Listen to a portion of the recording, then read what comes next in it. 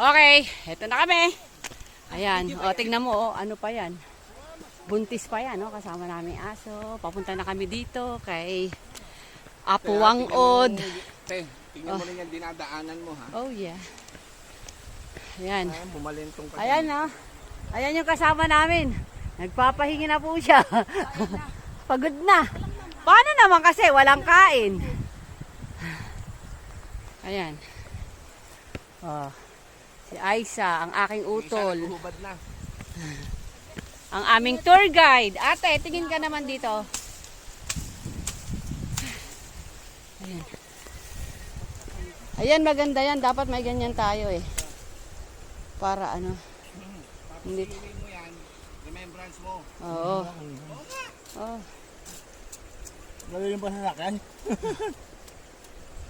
Yan, gusto ko rin yan, te. Kasi eto, maano eh, malambo.